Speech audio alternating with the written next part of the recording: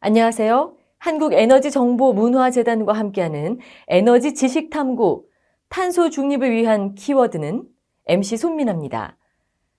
인류가 생존하기 위해 재화와 서비스를 생산하고 분배하고 소비하는 모든 활동을 경제활동이라고 합니다.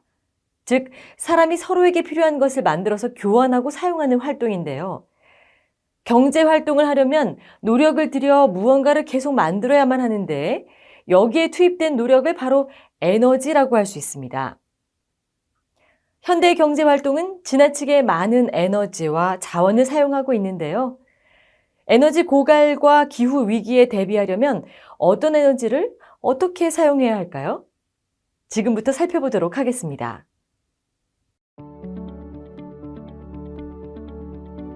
대량 생산, 대량 소비, 대량 낭비의 시대.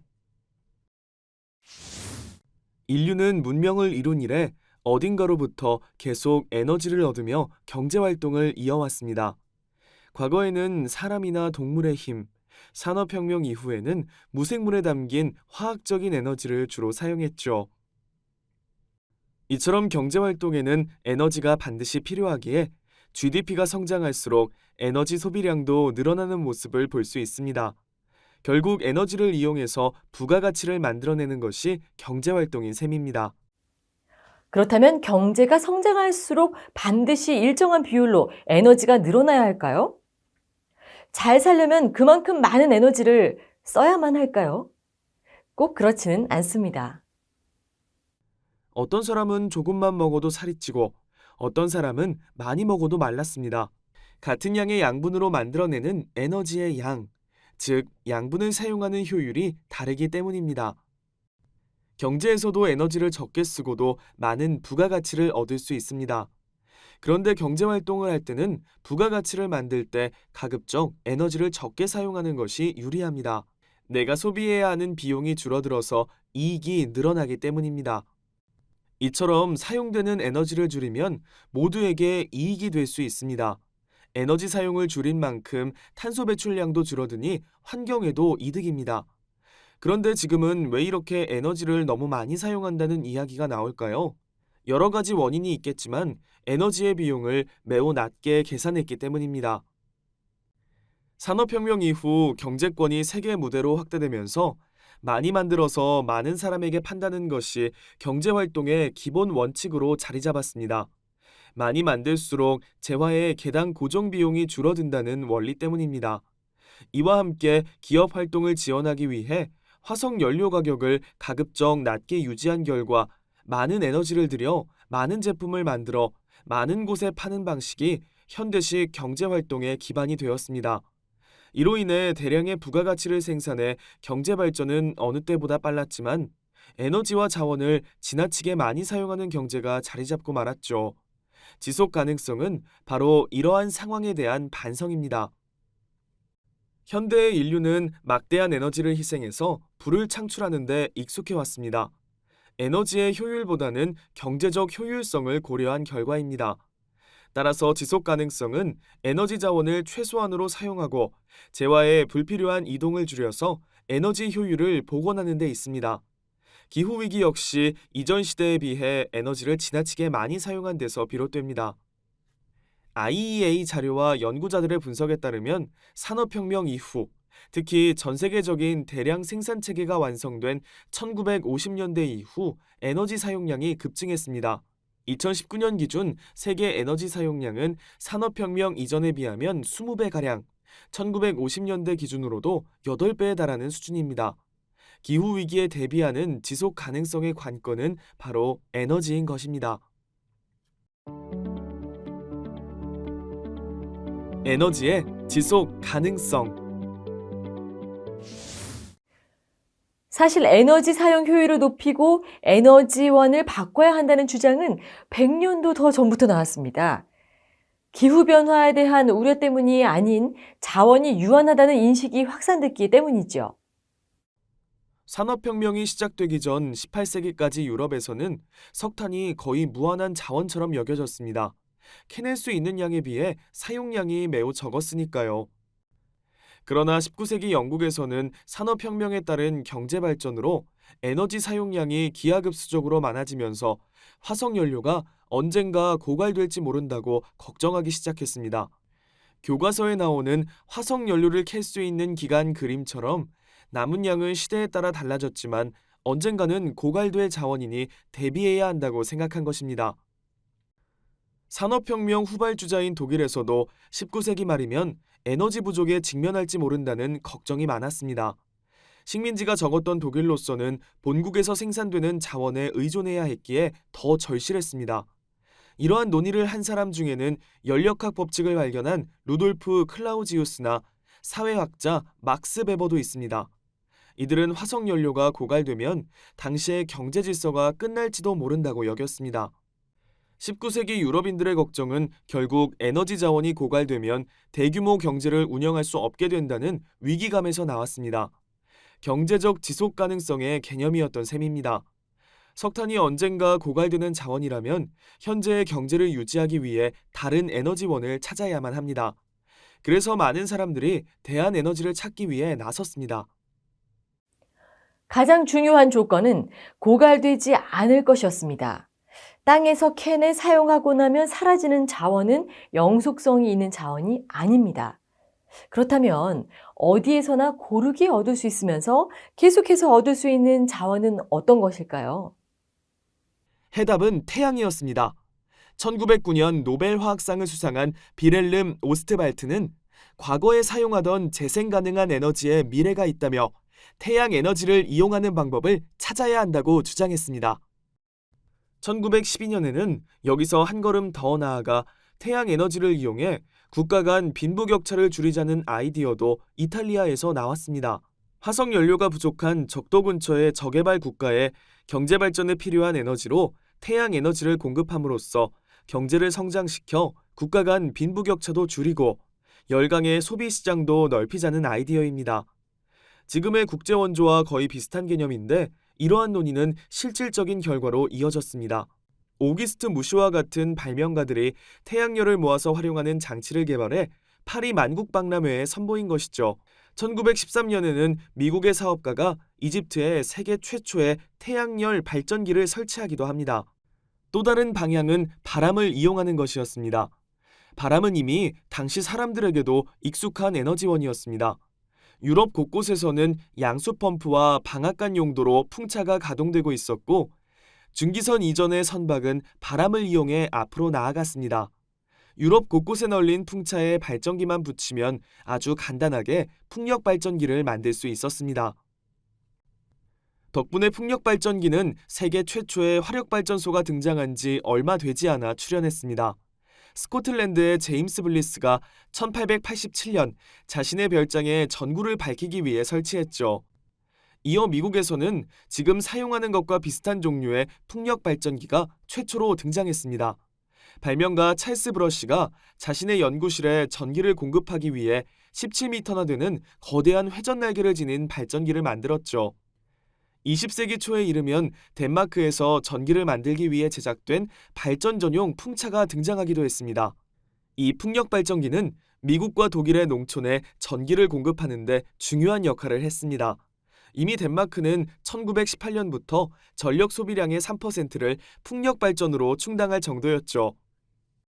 그러나 제2차 세계대전 이후 전 세계가 전례 없는 호황기에 들어서면서 대한에너지는 잊혀졌습니다. 화석연료가 충분히 저렴해지고 널리 보급되면서 다른 에너지원이 필요하지 않았기 때문입니다. 여러 국가들은 전쟁 이후 복구를 위해 경제 성장률을 끌어올리려 안간힘을 썼으며 발전소를 앞다투어 지어가며 에너지 사용을 장려했습니다. 물론 석탄과 석유가 유한한 자원이라는 사실은 모두 알고 있었지만 당시에는 채굴 기술이 발달해서 19세기에는 상상하기 어렵던 수준의 화석연료를 생산한 탓에 모두가 상황을 낙관했습니다. 이때를 자본주의의 황금기라고도 하죠.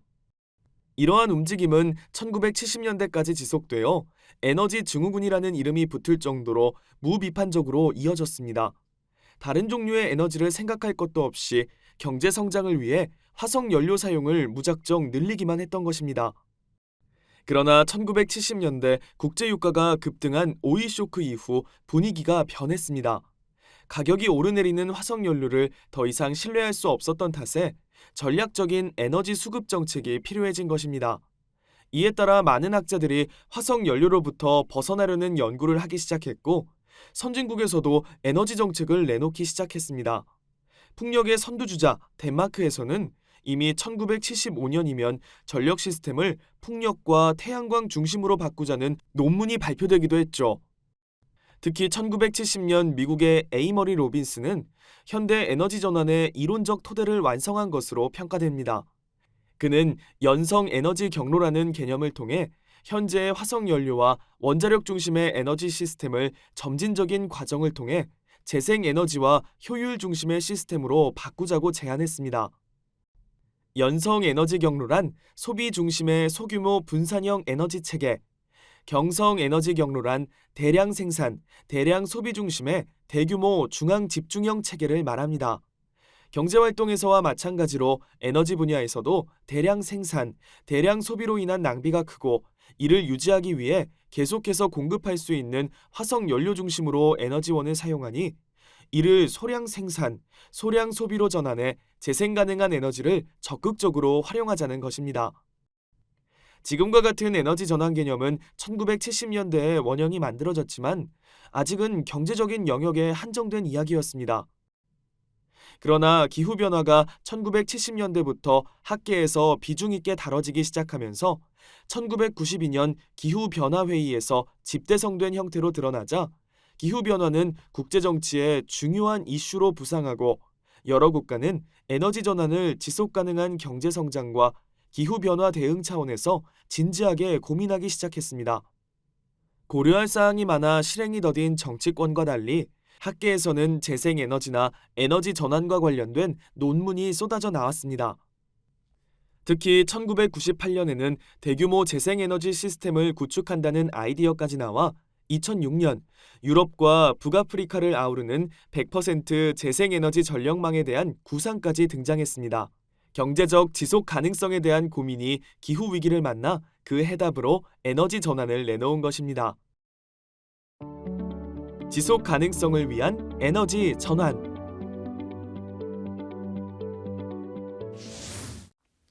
이처럼 에너지 전환은 갑자기 나온 이야기가 아닙니다.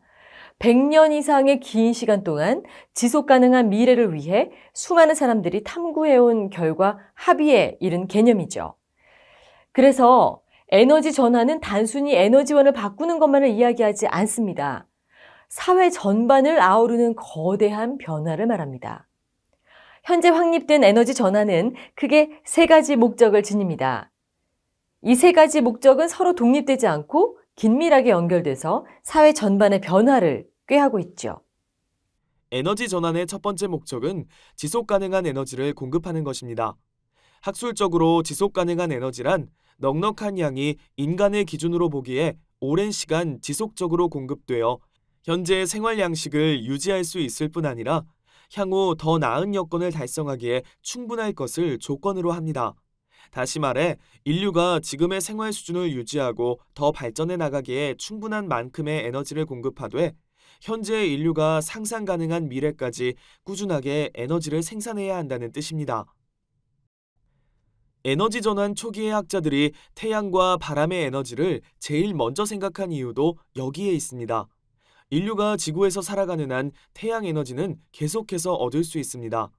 만약 태양 에너지를 얻을 수 없는 상황이라면 태양 에너지로 유지되는 지구의 생태계 자체가 사라져버리고 사람도 살 수 없게 되니 태양은 상상 가능한 미래까지 얼마든지 얻을 수 있는 에너지원입니다.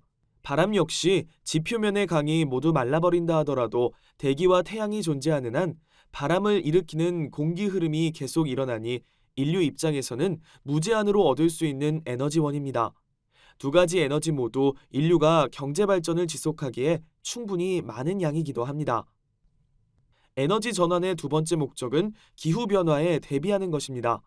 처음에는 화석 연료가 유한한 자원이라는 이유로 에너지 전환이 논의되기 시작했지만 1970년대부터 기후변화 연구가 활발해지면서 대기 중 이산화탄소의 양과 지구의 평균 기온 사이에는 아주 강력한 상관관계가 존재한다는 사실이 확인됐습니다. 이후 과학자들의 연구를 통해 대기 중 탄소가 기온에 영향을 주는 메커니즘이 발견되면서 화석 연료로 인한 탄소 배출과 기후변화 사이의 인과성도 분명하게 확인됐습니다.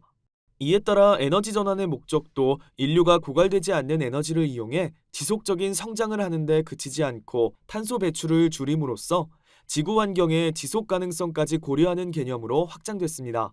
기후 위기가 심화된 지금은 기후 변화 대비가 에너지 전환의 가장 중요한 목표로 손꼽히기도 합니다. 에너지 전환의 세 번째 목적은 사회적, 윤리적으로 옳은 합의점을 찾는 것입니다. 에너지는 공평하지 않습니다. 특정한 곳에 집중된 화석 연료는 말할 것도 없고 자연의 에너지도 질이나 기후에 따라 얻을 수 있는 양이 달라집니다. 자연 에너지가 풍부한 곳이라고 해도 기술력이 부족하거나 자본이 모자라면 에너지 생산 시설을 건설할 수 없죠. 이처럼 에너지는 다양한 요인으로 불공평하게 분배되는데 이에 따라 경제 발전의 가능성도 제약을 받는데 에너지가 경제 성장의 가장 중요한 요소이기 때문입니다. 기존의 화석연료는 특정 국가만 소유하고 여기에 돈을 지불할 만큼 부유한 국가가 대부분을 가져가는 구조이므로 에너지의 불평등은 더욱 심화됩니다. 그래서 에너지원을 어디에서나 고르게 얻을 수 있는 것으로 에너지 분배 정의를 실현하자는 것입니다. 이러한 분배 정의는 단지 어느 나라에서나 누구나 에너지를 필요한 만큼 사용할 수 있어야 한다는 의미일 뿐 아니라 미래 세대도 지금 세대만큼 에너지를 사용할 수 있어야 한다는 뜻입니다. 에너지 전환의 주요 요소.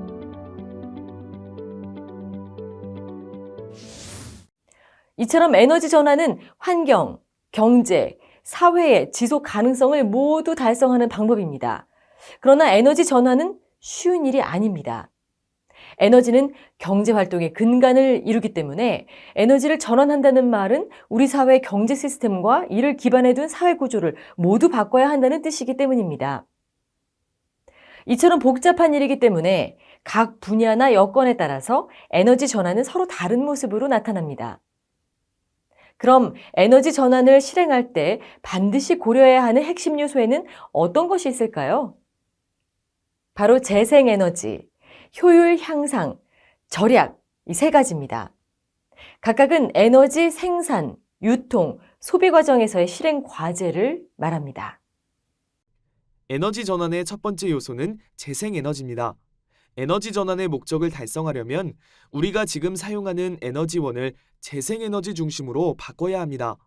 재생에너지는 인간의 기준에서 사용하더라도 고갈되지 않는 에너지를 말합니다. 현재 알려진 재생에너지원은 화석연료에 비해 탄소 배출량이 현저히 낮습니다. 2015년의 연구에 따르면 전기 1kW를 생산할 때 배출되는 탄소 배출량이 풍력은 9.4g, 수력은 11.6g, 태양광은 29.2g, 태양열은 30.9g, 지열은 33.6g으로 나타납니다.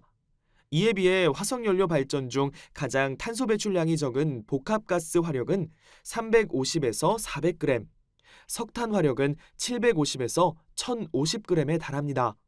재생에너지의 탄소 배출은 상당량이 발전 및 송전 장비 생산 과정에서 발생하기 때문에 에너지 전환이 상당 수준 이루어져서 재생에너지 장비의 생산량이 많아지면 1kW당 탄소 배출량은 더 줄어들 가능성이 높습니다.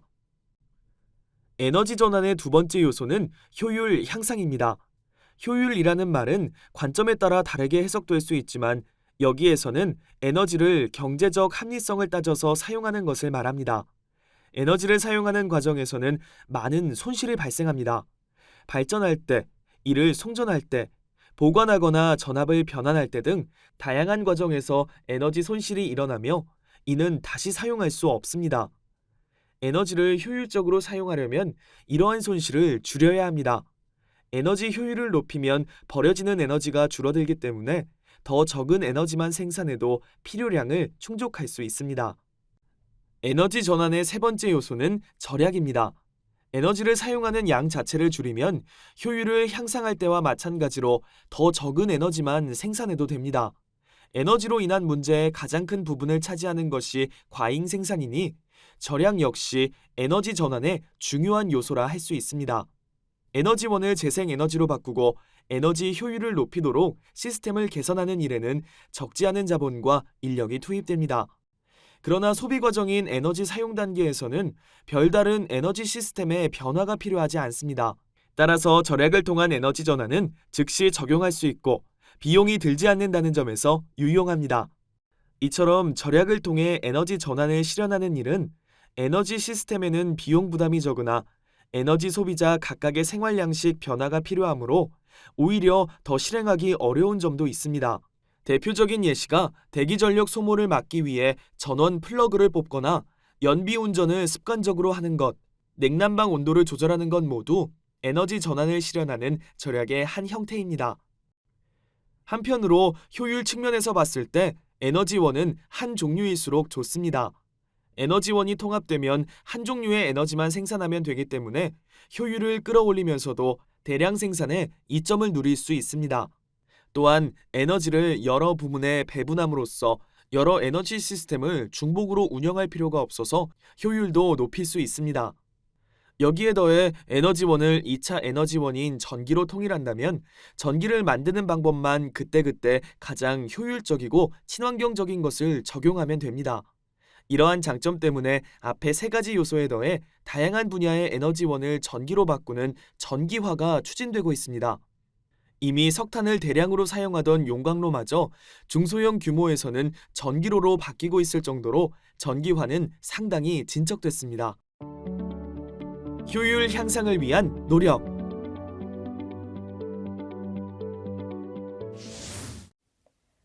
탄소 중립을 위한 에너지 전환이 다양한 분야에서 어떻게 이루어지는지 살펴보기 전에 에너지 전환과 기술, 정책이 큰 틀에서 어떤 영향을 서로 주는지 살펴보도록 하겠습니다.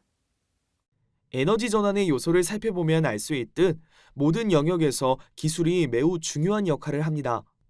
높은 효율의 기술을 적용하면 같은 양의 에너지로 더 많은 전기를 만들 수 있습니다. 신소재를 활용하면 송전이나 변전 과정에서 손실되는 전기를 최소화할 수 있습니다. 고효율 첨단 제품을 활용하면 에너지 소비량을 줄여서 효율을 높일 수 있습니다. 이처럼 에너지 전환은 기술 수준이 더 높을수록 유리합니다. 한편으로는 정책을 통해 사람들의 행동 변화를 이끌어내기도 합니다. 에너지를 많이 사용하는 사람에게는 불이익을, 에너지를 적게 사용하는 사람에게 이익을 주면 사람들은 에너지를 가급적 적게 사용하기 위해 노력할 것입니다. 물론 무작정 적게 사용하기만 강요할 것이 아니라 적은 에너지로도 생활 수준을 유지할 만한 기술적 기반이 있어야겠죠. 대표적인 사례가 에너지 소비 효율 등급제입니다. 각국 정부에서는 소비자들에게 선택권을 주고자 제품의 에너지 효율을 분명하게 명시하도록 하고 있습니다. 우리나라에서는 에너지 사용 효율 또는 사용량에 따라 1에서 5등급으로 나누어 표시하게 하고 최저 소비 효율 기준을 두어서 에너지 효율이 지나치게 낮은 제품은 판매를 금지하고 있습니다. 경우에 따라서는 에너지 소비 효율 1등급 제품을 대상으로 보조금을 지급해서 고효율 제품 사용을 촉진하기도 하죠. 이러한 제품을 사용함으로써 전력 소비량이 줄어들고 보조금을 지급하더라도 사회 전반으로 고려했을 때 이득인 경우가 많습니다. 앞서 소개한 기술과 정책은 탄탄한 연구개발과 산업 능력, 그리고 행정력이 갖춰져야 가능합니다. 모두 선진공업국의 요건이죠. 그래서 선진국일수록 경제 성장률과 에너지 사용량이 음의 상관관계를 보이는, 즉 경제가 성장하는데도 오히려 에너지 사용량, 탄소 배출량은 줄어드는 현상이 나타납니다. 이를 디커플링이라고 하는데 우리나라에서도 일부 도시에서는 디커플링이 나타나기 시작하고 있습니다. 디커플링은 에너지 전환의 세 요소 중 효율 향상과 절약이 어느 정도 제대로 운영된다는 의미로 에너지 전환이 순조롭게 이루어지고 있음을 보여줍니다. 기술 발전에 따라 디커플링은 심화될 것으로 보입니다. 에너지 전환은 결국 재생 에너지를 이용하고 에너지를 효율적으로 사용해서 환경적, 경제적, 사회적 지속 가능성을 달성하려는 노력이라고 할 수 있습니다. 한편 에너지 사용 자체가 문제가 아니라 탄소를 배출하는 화석 연료 사용이 문제이기 때문에 에너지 전환은 곧 탄소 배출량을 줄여서 탄소 중립을 달성하려는 것과 다르지 않습니다. 이러한 에너지 전환은 탄소 배출량이 가장 많은 세 영역, 건축, 교통, 발전에서 중점적으로 이루어지고 있습니다.